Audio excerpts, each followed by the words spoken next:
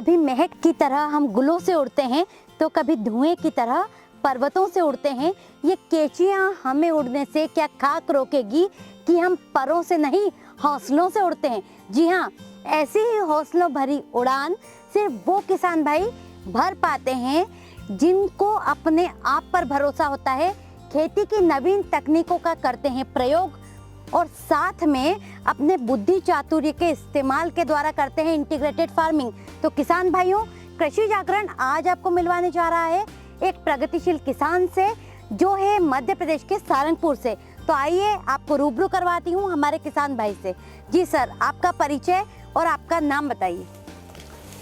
नमस्कार, मेरा नाम सतीश सिंह बैस, ग्राम बिलोदा सड़क, तहसील सारंगपुर, जिला राजगढ़, मध्य प्रदेश। आप हमारे किसान भाइयों को ये बताइए कि आप बहुत से किसान भाई हैं जो खेती करते हैं, लेकिन आप खेती में ऐसा क्या खास करते हैं जिसके कारण आप कम लागत में अधिक मुनाफा कमा लेते हैं? नहीं, मैं अलग कुछ नहीं करता हूँ, लेकिन क्योंकि मैं करता हूँ इसलिए उसमें समझता हूँ, सोचता हूँ। और मेरा शुरू से ये रहता है कि मैं किसी भी नई फसल को सोचने के या नए तरीक़ों को सोचने के पहले मैं उसे देखता हूँ किसी दूसरी जगह और सीखता हूँ, उसके बाद में मैं अपने यहाँ प्रयोग करता हूँ। तो मैंने जैसे कि हमारे यहाँ बगीचे लगे हैं, बगीचे में जब मैंने बगीचा 2007 में लगाया था, उस समय मैंने सोचा था कि 1000 पौधे लगा रहे हैं, 1000 पौधे में एक पौधे में 8 बाँस चाहिएंगे। अब 8 बाँस की कीमत 400 रुपये, तो 400 रुपये के हिसाब से अगर 1000 पौधे में बाँस चाहिएंगे तो अपने को 4 लाख के बाँस आएंगे, 3.5-4 लाख के। तो मैंने उसी समय बाँस लगा दिए। अब ये मेरा दिमाग की उपज थी कि अपन बाँस लगा दे, जब अपना 7 साल बाद बगीचा तैयार होगा, जब बाँस चाहेंगे तो अब क्यों नहीं बाज़ार से लाने की वजह अपने ही बाँस अपन उपयोग करें। तो वो जब बगीचा आया उस समय हमने पिछले साल ही बाँस काट के और अपने संतरे के इसमें टेके लगा लिए। तो ये मेरे दिमाग में ये रहता है कि अपन मतलब सोच के कि आगे जो अपनी फसल है उसमें अपन फ़ायदा कैसे ले, लागत कम हो। तो लागत मैंने 4 लाख की ही निकाल ली। लोगों के अन्य हमारे यहाँ बगीचे भी है, उनके बगीचे बिकेंगे और वो पूरी लागत 0 के साल की उसमें लगा देंगे। ये रहता है। जी, आप हमारे किसान भाइयों को बताइए कि ऐसी कौन कौन सी तकनीकें हो सकती है जिनके द्वारा वो खेती में कम लागत में अधिक मुनाफा पा सकते हैं? तकनीकों का तो ऐसा है, पहले तो हम हमारी जिस क्षेत्र में जो फसल बो रहे हैं उन फसलों का चयनित करें कि कम लागत वाली फसलों का हम चयन करें। जैसे कि मैंने अभी हमारे यहाँ सभी तरह की फसल हो रही है, पानी भी भरपूर है, लेकिन मैं आलू, प्याज, लहसुन और 6-7 वैरायटी के गेहूँ, उसके बावजूद भी मैंने सरसों भी बोई है। लेकिन सरसों को क्या है, किसान ये मानता है कि हल्की ज़मीन और कम पानी की फसल मानते हैं, लेकिन मैंने 10 एकड़ की सरसों लगाई है।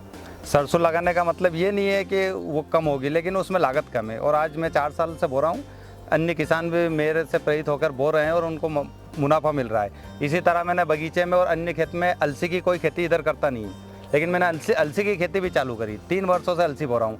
अलसी का रेट अच्छा मिल रहा है, 4 से 5 क्विंटल पर बीघा निकलती है और 8 से 9 हज़ार का रेट मिलता है। लोग बोते नहीं है, मैंने अभी 7-8 एकड़ में बोई है। तो मैं इस तरफ जाता हूँ कि लागत कम हो, श्रम कम हो और मुनाफा अधिक हो। आप किसान भाइयों को ये बताएं कि इंटीग्रेटेड फार्मिंग करने के बारे में कई बार वैज्ञानिक बोलते हैं कि इंटीग्रेटेड फार्मिंग से किसानों को हो सकता है फायदा। तो आप उनको बताइए कि इंटीग्रेटेड फार्मिंग किसानों के लिए कितनी बेनिफिशियल है और क्या आप खुद इंटीग्रेटेड फार्मिंग करते हैं? नहीं, मैं कर रहा हूँ। आप देख रही है बगीचे में है और अन्य जगह पर भी मैंने अभी तीसरी फसल के हिसाब से भी मैंने ये फसलें ली। आलू खोदा, आलू के बाद में पहले सोयाबीन लगाई, सोयाबीन के बाद में आलू लगाया, आलू के बाद में अभी गर्मी वाली तिल्ली भी मैंने लगाई है, उधर चकुंदर भी लगाई है।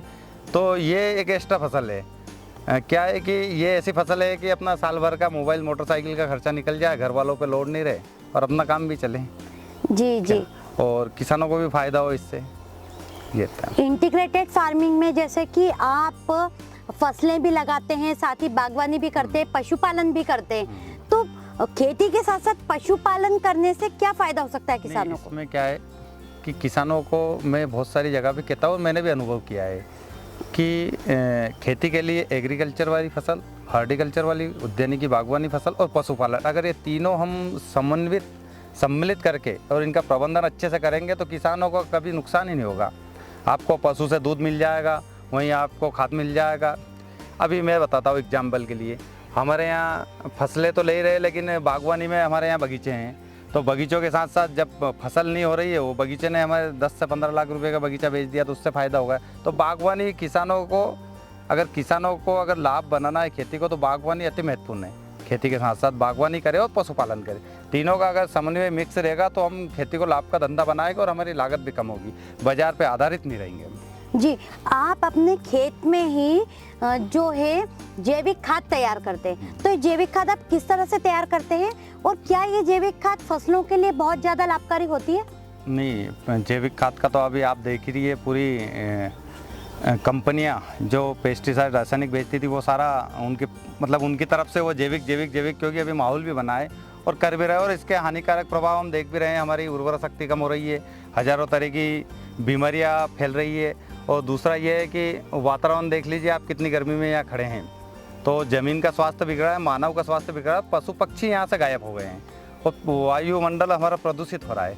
तो जैविक खेती के लिए तो मैं ये कहूँगा इसे, क्योंकि मैं 5 हेक्टेयर में जैविक कर रहा हूँ 4 साल से।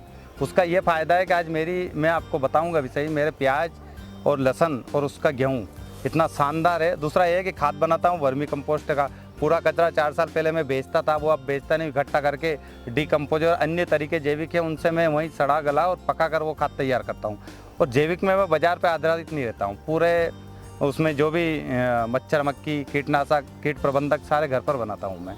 तो उससे फ़ायदा कि लागत कम है, मुनाफा अधिक है, और उसका रजिस्ट्रेशन करा लो आप। मैंने रजिस्ट्रेशन करा लिया, इस बार मेरा रजिस्ट्रेशन हो गया है, वही आपकी फसल 3 गुने भाव में बिकेगी, तो नुकसान का तो उसमें कोई बात ही नहीं है नुकसान होने की, तो फ़ायदा ही फ़ायदा है उसमें तो। जी, तो आप ये जो जैविक खेती करते हैं, तो जैविक खाद तो आप खुद तैयार कर रहे हैं, क्या केचुआ खाद के लिए केचुए भी किसान भाई आपसे लेके जाते हैं? नहीं, मैं 4-5 साल से मैंने यूनिटें घर पर भी लगा रखी है और यहाँ अपने खेत पर भी लगा रखी है। मैं केचुए लाया था कृषि विज्ञान केंद्र राजगढ़ से, और जब मैं लाया था, जब 2 किलो ही लाया था, आज मेरे पास में बहुत है। मैं अभी तक 85 किसानों को 2 क्विंटल से ऊपर केचुए उनको बताकर, समझाकर, दिखाकर, सिखाकर, और 2 क्विंटल केचुए में 85 किसानों से अधिक किसानों को मैं दे चुका हूँ मुफ्त में, ताकि आप जैविक खेती और वर्मी कंपोस्ट खाद बनाने की विधि को देख के समझें और आगे खेती करें। तो मैंने उनको तरीका भी बताया, मुझे भी तरीका आता है, 2-3 तरीके से मैं खाद भी बनाता हूँ, तो ये पूरा घर पे यूज हो जाता है। तो जो भी फसल आप बोते हैं उसमें जो कीट लगते हैं या रोग लगते हैं, तो उन कीटों को खत्म करने के लिए, रोगों के प्रबंधन के लिए भी क्या आप कोई जैविक तरीके अपनाते हैं? जैविक तरीका अभी जैसे लीम में लिम्बोली आएगी तो मैं पूरी लिम्बोली इकट्ठी कर लेता हूँ। बाकी और तरीके रहते हैं उसमें, बेसराम, सीताफल, जामफल, इनके जो कि पशु नहीं खाते, उन सारे जो पौधे रहते हैं उनको इकट्ठा करके उनका एक तरीका रहता है, सिस्टम रहता है, उस सिस्टम से जैविक अपन कीट प्रबंधन, मच्छर प्रबंधक ये सारे बनाकर और छिड़काव करते हैं, तो निश्चित ही उसका फ़ायदा होता है। आप हमारे किसान भाइयों को बताइए कि आप जो है दूसरे किसानों के लिए और क्या क्या कार्य कर रहे हैं? मैं जब से मैंने करा था, तो मैंने सबसे पहले तो 2016 में कस्टम केंद्र अपने घर ही स्थापित किया छोटे भाई के नाम से। उसके बाद में मैंने 10-11 कस्टम केंद्र अन्य जैसे मेरे जैसे किसान हैं उनको कस्टम हायरिंग केंद्र स्थापित किए। तो एक तो क्या उनको रोज़गार भी मिला, और उनको इस सिस्टम से जुड़े हैं, तो वो नई तकनीकी से जो यंत्र आए हैं उनका उपयोग खेती में हो रहा है, तो वहाँ के किसानों को भी फ़ायदा हो रहा है। दूसरा, मैंने एक APO बना रखा है 2015-16 में ही, फार्मर प्रोड्यूसर कंपनी कपिलेश्वर के नाम से। उसमें 700+ किसान जुड़े हैं, और उनको समय समय पर हम हर सीज़न में प्रशिक्षण करवाते हैं कृषि विभाग के माध्यम से, और हर फसलों का कौन सी फसल में कब दवाई देनी है, कब खाद देना है, ये सारी जानकारी उनको दे रहे हैं। तो वो भी जुड़े हैं, तो उनको भी उस चीज़ से फ़ायदा हो रहा है, और अच्छा बीज उनको उपलब्ध कराते हैं। और सीड बीज का काम करते हैं, तो उनको बीज भी लगवाते हैं, और उनका बीज हम बाज़ार से ज़्यादा रेट में ख़रीदते हैं, और जब किसानों को देना रहता है तो उसी बीज को हम बाज़ार से 500-700 रुपये कम में देते भी हैं। तो 2 तरीके से किसानों को भी फ़ायदा हो रहा है। जी, आपसे मेरा प्रश्न ये है कि आप इतनी इंटीग्रेटेड फार्मिंग कर रहे हैं, इतना कार्य कर रहे हैं, तो सारे कार्यों का आप प्रबंधन कैसे करते हैं? प्रबंधन क्या, अब गांव में रह के तो प्रबंधन का तो सवाल आपने किया है, तो प्रबंधन का तो ऐसा है कि कहीं भी आपने प्रबंधन नहीं किया तो आप आगे नहीं बढ़ोगे। इसलिए प्रबंधन का ये सुबह उठते से अपनी जो दिनचर्या है, योग क्लास करना, ये सारे काम करके खेती बाड़ी में मैंने एक समय बांट रखा है। मैं क्योंकि सोशल वर्क या अन्य सोशल वर्किंग में भी हूँ, लेकिन मेरा समय प्रबंधन बहुत अच्छा है। मैं 5 मिनट भी व्यस्त किसी को कहीं व्यस्त खर्च करना नहीं चाहता हूँ, इसलिए मेरे पास में समय का प्रबंधन है। मैंने खेती में भी समय बांध रखा है कि कब क्या करना है, उस समय पे खेती को देखता हूँ तो खेती में भी मुझे सफलता है। और बाहर सोशल वर्किंग, सामाजिक कार्य भी मेरे पास में बहुत है, उसमें भी मैं अपना समय का बहुत शानदार तरीके से प्रबंधन करता हूँ। और आज के युग में मैं किसानों को यही कहना चाहूँगा कि जो फुर्सत बैठे रहते हैं, वो फुर्सत सबसे ज़्यादा समय किसानों के पास में है, लेकिन किसान के पास में समय प्रबंधन नहीं है। जिस दिन किसान अपना समय प्रबंधन कर लेगा, उस दिन अपने आप उसकी उन्नति के द्वार खुल जाएंगे।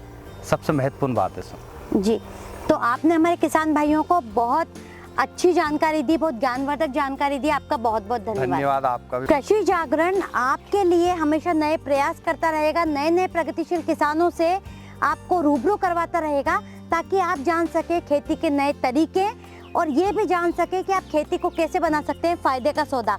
तो बने रहिए कृषि जागरण के साथ। नमस्कार।